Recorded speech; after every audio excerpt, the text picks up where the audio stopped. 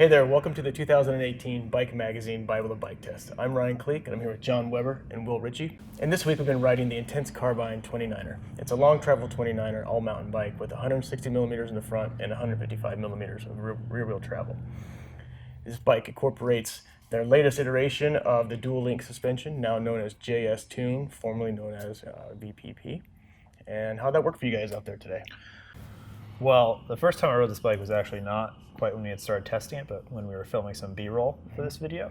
So I just dropped right in on a descent without having to do any climbing beforehand, and I was blown away by how supple the rear end on this bike was. The fork was good too, but the rear end just seemed to be tracking the ground through all the little inconsistencies and absorbing all the roots and rocks, and I hardly felt anything. It was a total magic carpet ride. Yeah, so very stable descender. Yeah. And on the other side of that, climbing this bike, you can really feel it really firms up as soon as you start to pedal and put some power in. Definitely quite a platform. Yeah, the dual link design for the Intense bikes. They're very efficient pedaling machines. I'm on the shorter side of a large bike, and this particular model, I found my kind of the front end a little wandering for me, and I really had to exaggerate my weight over the front to stay balanced on the uphills, and that could be because of the seat tube's a little slacker than some of the others we've seen. It also comes with a really short stem on it. But yeah, I felt the same thing. It's a big, long bike. It is difficult to sort of place it right where you want on climbs.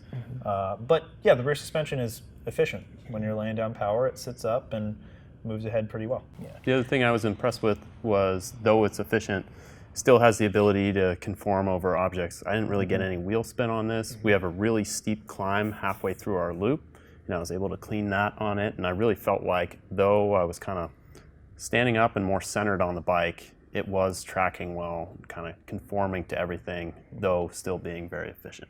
And Intense offers the Carbine in a variety of build kits and a variety of complete bike options. So this version of the Intense Carbine comes in at $69.99, and for that you get some DT Swiss alloy wheels, a RockShox Lyric fork, and a RockShox shock, and that very supple yet tunable suspension I think really helped this bike just become just a monster truck through some of the gnarly stuff. Yeah. How did you guys feel on that? Monster truck is definitely a good descriptive term for this bike. It plows through anything that's ahead. It stays really stable. It absorbs it all, as I said. Where I felt like this bike didn't shine on the descents was through tighter corners. It's a lot of bike to get through the corners, and I felt like I really needed to consciously shift my weight forward to get it to arc around those tighter ones. That being said, if there was a berm to help, or if the corner was just sort of long and arcing, the Carbine would carve through it pretty nicely. Yeah, this bike really seemed like it came to life at top speed. I felt like the bike was reaching its potential to be ridden hard and aggressively, when you're really off the brakes and riding wide open.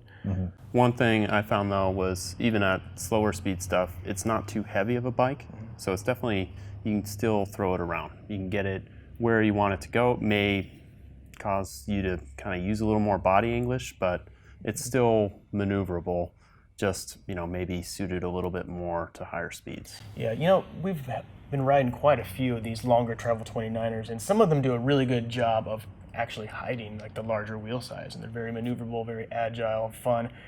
I didn't really get that from this bike. This one kind of reminded me that I was on a 29er. I felt like I was a little taller on the bike. I felt like it wasn't as playful. However, top speed in rough terrain is where it really stood out. It was impressive there for sure. I think for a rider who's got, maybe they don't ride as actively on the bike, they tend to just stay in one position and let the bike mob through stuff. If they don't have really tight corners, this could be a great option. I would not recommend it for someone in New England where the trails are tight, techy. It's going to be a handful on that kind of terrain. Yeah.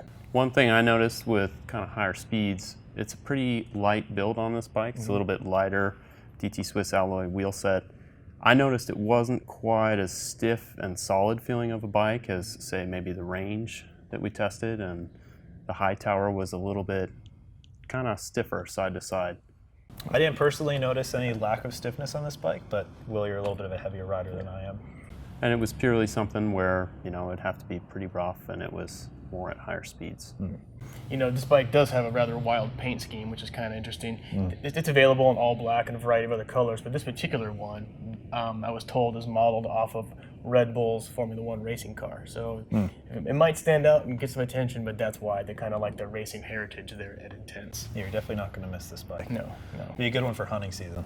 That's right. That's right. Well, the Intense Carbine is one capable all-mountain bike. If you're the type of rider who seeks out gnarly terrain and top speed, this might be a contender for you.